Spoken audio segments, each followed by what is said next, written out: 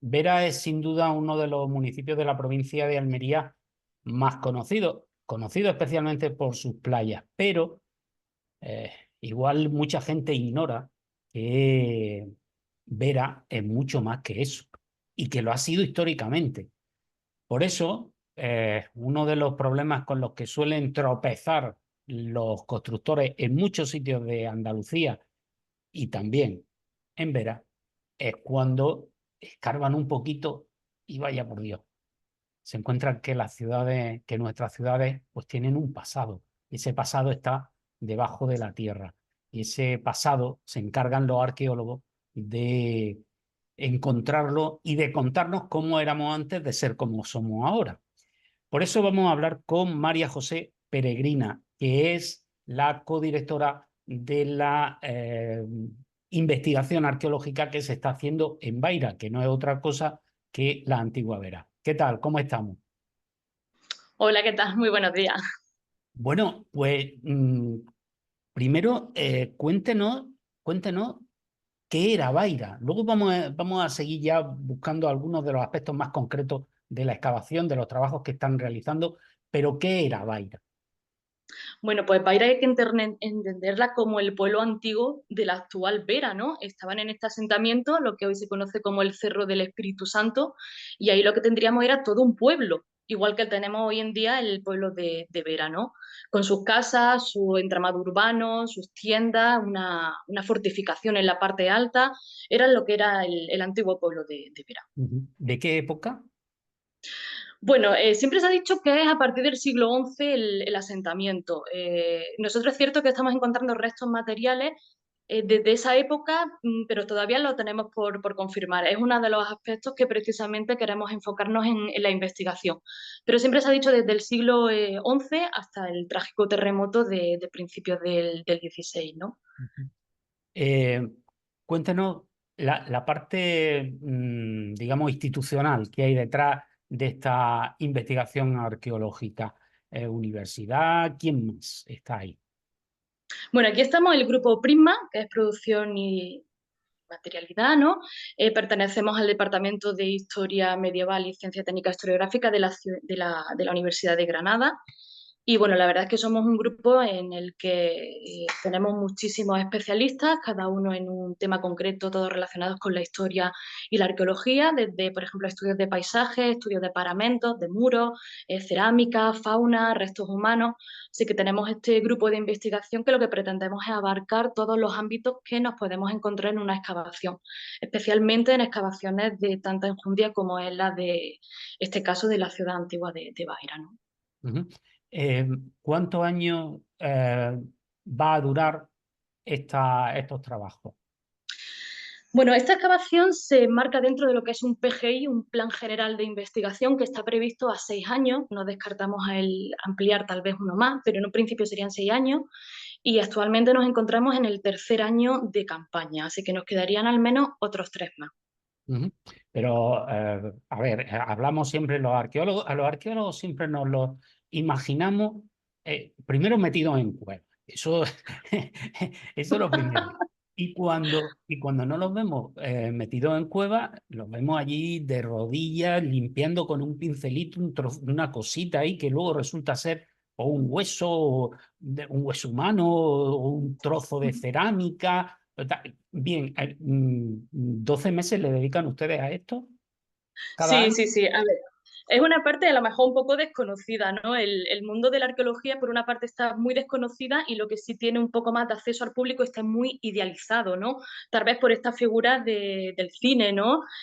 Antes nos decían, como Indiana Jones, ahora los más jóvenes dicen como Tadeo Jones. Así que tenemos esa visión también un poco, no sé si llamarla adulterada, ¿no? Pero lo cierto es que es un proceso muy largo y muy dilatado. Nosotros estamos 3 meses en campo, pero luego los trabajos se prolongan durante todo el año. Por una parte tenemos la parte administrativa, la que no es tan bonita, por así decirlo, pero que desde luego es imprescindible con todo la documentación que se necesita previa a empezar la documentación, durante la propia, perdón, previa a la excavación, durante la propia excavación y todo lo que se genera posteriormente, ¿no?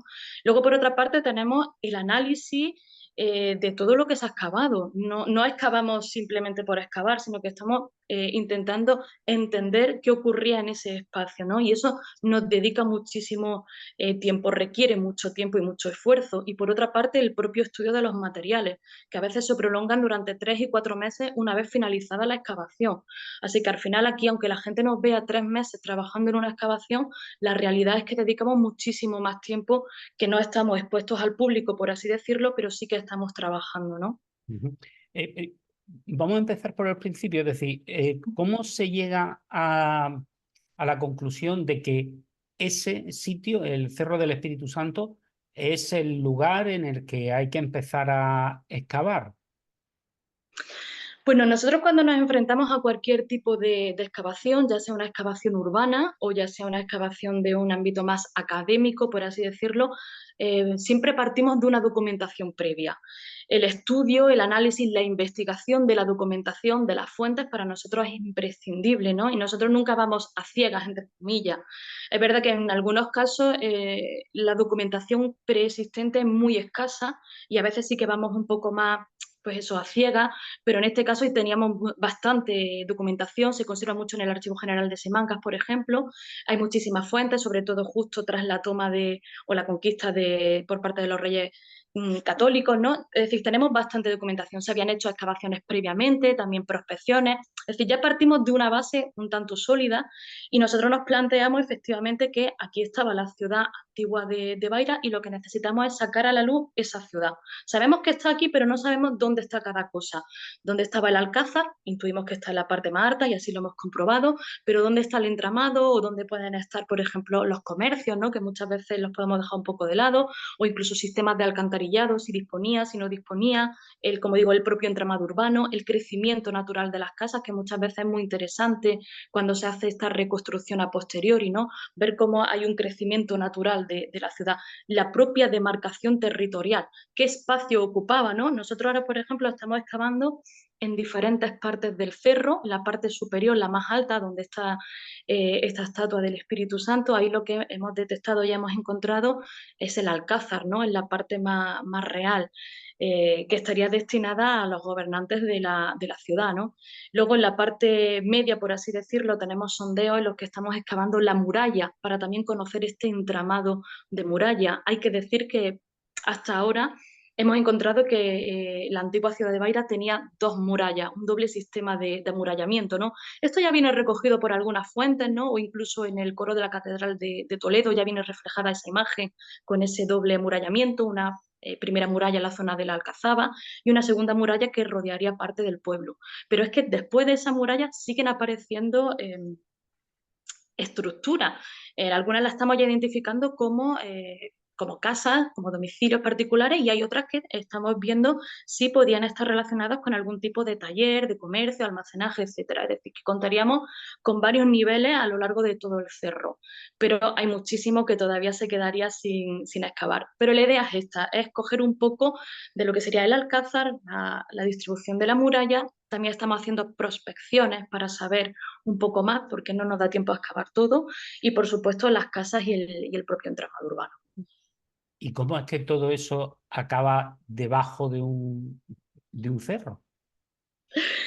Bueno, el hecho de situar poblaciones en altura es una cosa que ya viene desde la antigüedad, ¿no? Es una forma de buscar refugio. Nos vamos a una zona de en alta, lo amurallamos y así podemos defendernos de un posible invasor, ¿no? El caso de la ciudad de Beira es realmente importante. Por una parte, yo creo que es más bien conocido por todos los veratenses, es el incidente del terremoto de 1518, ¿no? De cómo ese terremoto destruye prácticamente por completo la ciudad, ¿no? Y cómo un par de años posteriores, en 1520, la manda a reconstruir Carlos I de España, ¿no? En este caso en la llanura, ¿no? Y como digo, no era nada raro tener una ciudad en altura precisamente para defenderla, ¿no? Y el caso de que se haya conservado también en parte se debe precisamente a este terremoto, ¿no? Que lo que hace es arrasar por completo la ciudad y la tapa. la colapsa, ¿no? Sobre todo las partes más bajas son las que se han conservado mejor. La zona del Alcázar, por ejemplo, prácticamente está destruida y lo que nos quedan son los cimientos o parte de la cimentación de los edificios que allí pudo haber, que es lo que estamos sacando a la luz.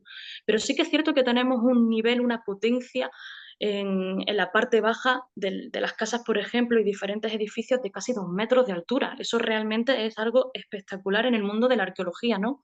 No se encuentra tan habitualmente. Nosotros normalmente encontramos potencias a veces de ni siquiera llega al medio metro, ¿no? Y aquí tenemos 2 metros de altura de edificios, ¿no? En los que además se ve perfectamente la distribución de las casas en torno a un patio, las diferentes habitaciones, es realmente espectacular, ¿no?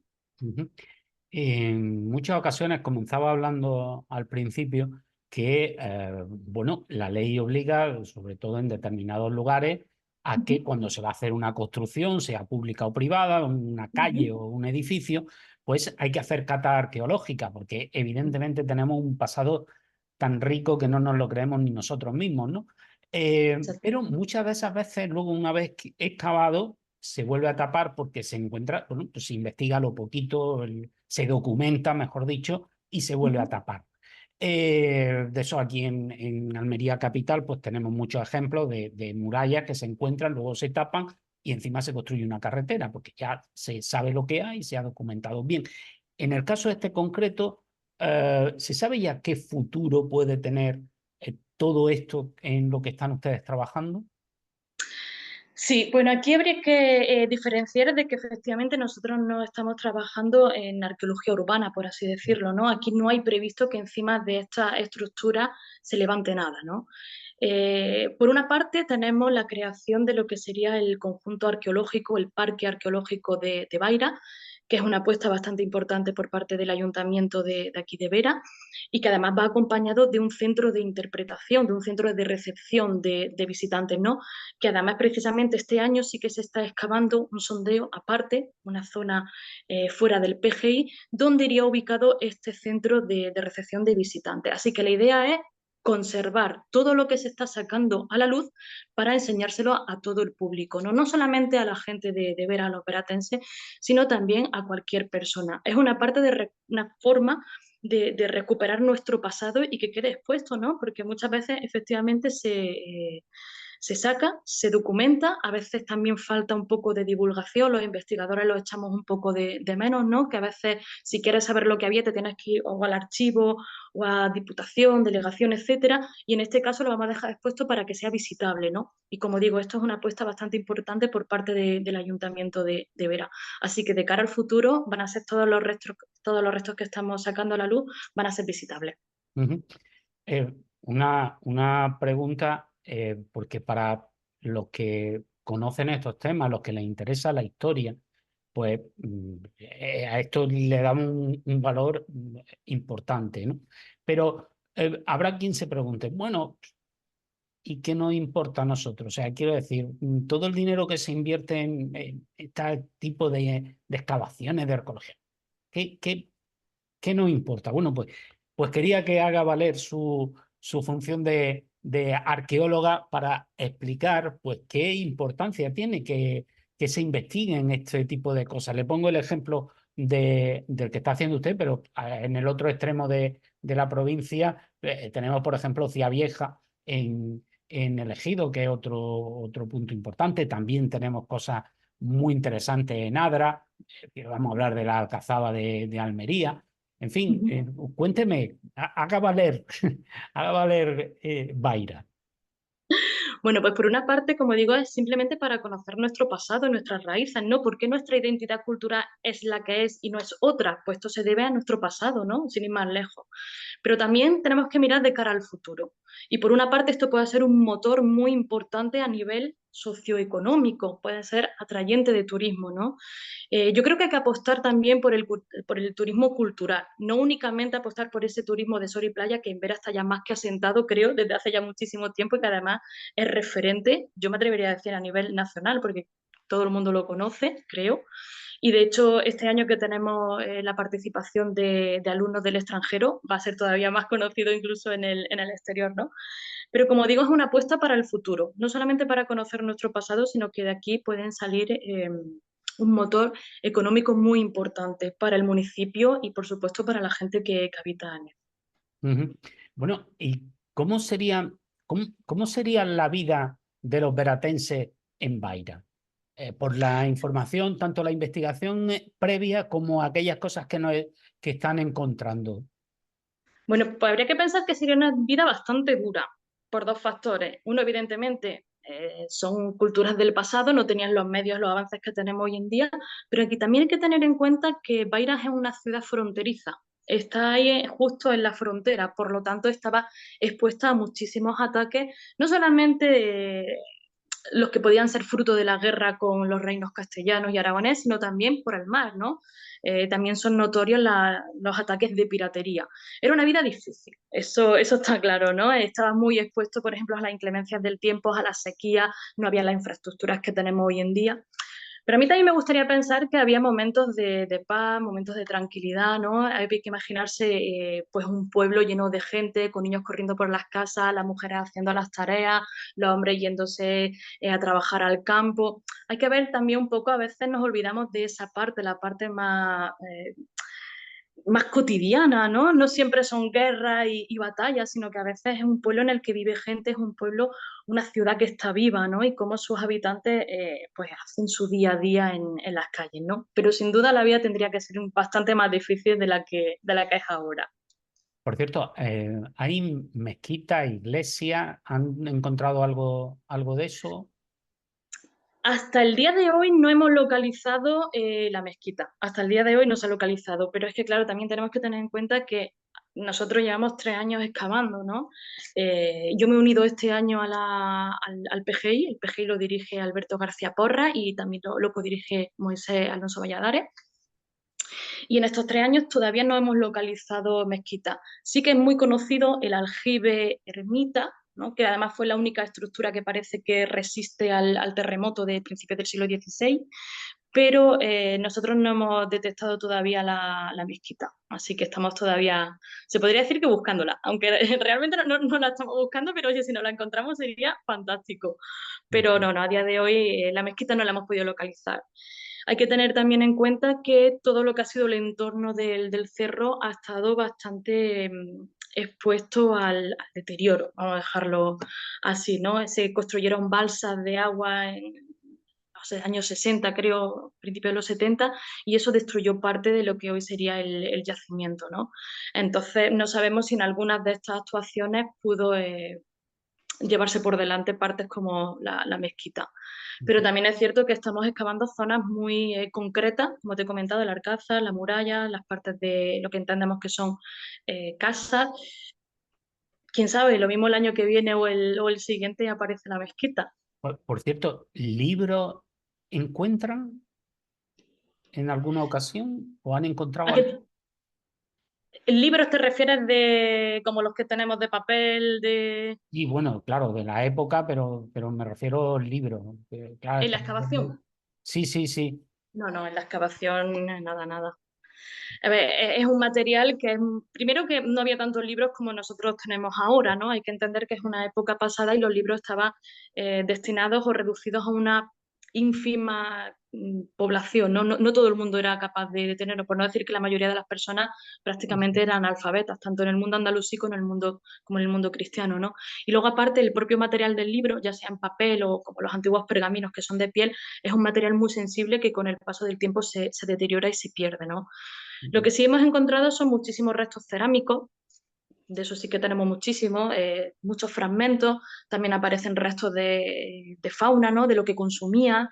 Tú puedes encontrar algunos metales, sobre todo clavos, entendemos que de las puertas, de las ventanas, pero aparte de esos materiales es complicado Ujú. que llegue hasta nuestros días, por ejemplo, libros de papel o artículos de cuero, ¿no? Son materiales complicados, iguales que los textiles, es muy difícil que llegue hasta nuestros días. Una última pregunta. Lo mismo le digo que antes, para que lo haga valer.